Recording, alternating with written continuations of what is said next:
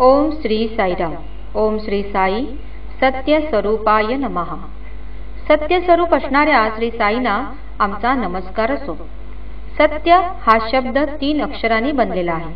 स म्हणजे साक्षात्कार, त म्हणजे तप, य म्हणजे यम इंद्रिय संयम.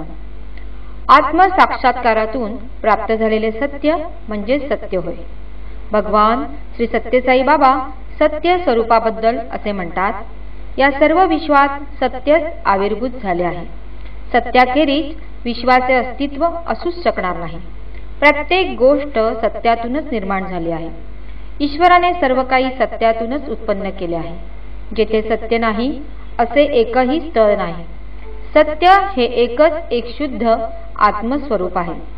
सर्व संपत्ती, सर्व सुखे सत्यातूनच येतात. वेद, उपनिषदे आणि सर्व पवित्र ग्रंथ सत्यातूनच आले आहेत. सत्य हे ईश्वराचे योग्य असे निवासस्थान आहे. सत्य आणि ईश्वर यांना एकमेकांपासून भिन्न करता येणारच नाही. सत्य म्हणजेच ईश्वर होय. उपनिषदे म्हणतात, रसो वै सहा. ईश्वर म्हणजे रस, माधुर्य आहे. याचा अर्थ ईश्वर हा सूक्ष्म रूपात सर्वत्र आहे. उसातल्या साखरेप्रमाणे, दुधातल्या लोण्याप्रमाणे तो सर्वत्र पूर्ण भरलेला आहे.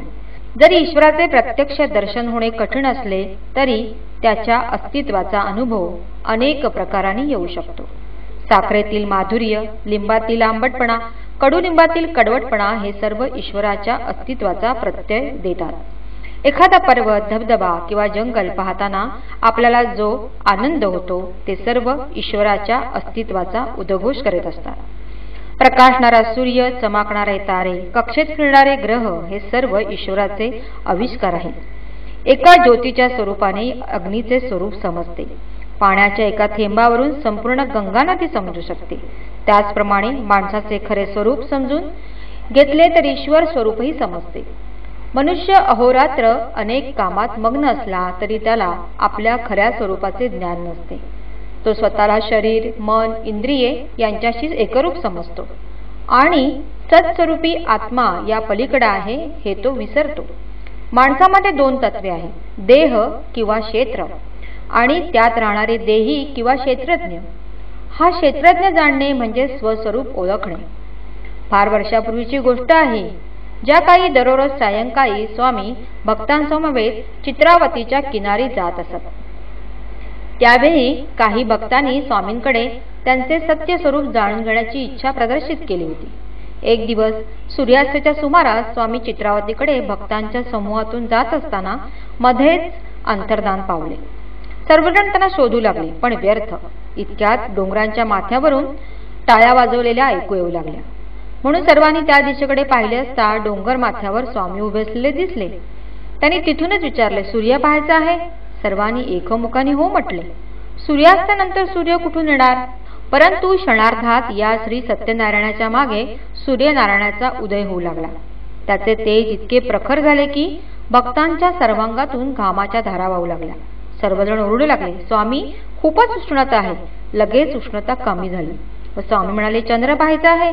आणि त्यांच्या मागून पूर्णचंद्राचा उदय होऊ लागला. चंद्राचे धवल किरण सर्वत्र पसरू लागले आणि भक्त थंडीने गारठू लागले. काही जण ओरडू लागले, स्वामी, खूप थंडी. आणि थंडी कमी झाली. इतक्या स्वामींची अधिकारवाणी ऐकू आली. आता मी तुम्हाला 3रा डोळा दाखवणार आहे. लक्षपूर्वक पहा. 3रा डोळा कसा असणार? हा विचार सर्वांच्या मनात येत असता स्वामींचे शरीर दिसेनासे झाले. फक्त मस्तक तेवढे दिसू लागले. ते इतके मोठे होऊ लागले की त्याने संपूर्ण आकाश व्यापून गेले. सर्वजण तिथे पाहत असताना स्वामींच्या भ्रूमध्यात एक छिद्र दिसू लागले. त्यातून अत्यंत प्रखर असे तेज व प्रकाश बाहेर येऊ लागला. हे तेज व प्रकाश वाढतच जाऊ लागला. तो इतका वाढला की तो सहन न होऊन काही भक्त मूर्छित झाले. लहान मुले रडू लागली. एवढ्यात हे सर्व दिसण्याचे झाले व खळाळते हास्य करणारे स्वामी सर्वांमध्ये प्रगट होऊन त्याने विचारले, अरे, हे काय झाले? असे म्हणून स्वामींनी विभूती साक्षात करून सर्वांच्या कपाळी लावली. त्याबरोबर सर्वजण भानावर आले. परंतु 2 दिवसपर्यंत सर्वांना चक्कर आल्यासारखे वाटत होते. यावर भाष्य करताना स्वामी म्हणाले, तुमच्या प्रार्थनेप्रमाणे मी तुम्हाला माझे सत्य स्वरूप दाखवित होतो. तुमच्या कित्येक जन्माच्या प्रार्थनेमुळे तिसऱ्या डोळ्याचे दर्शन तुम्हाला होत होते, परंतु माझ्या तेजाच्या 1,000,000 तेजही मी तुम्हाला दाखविले नाही. जे दाखविले ते तुम्ही सहन करू शकला नाही. भगवान श्री सत्यसाईंचे सत्य स्वरूप जाणून घेण्याची पात्रता आम्हास प्राप्त हो, हीच त्यांच्याकडे प्रार्थना. ओम श्री सत्यसाई नाथार्पणमस्तु.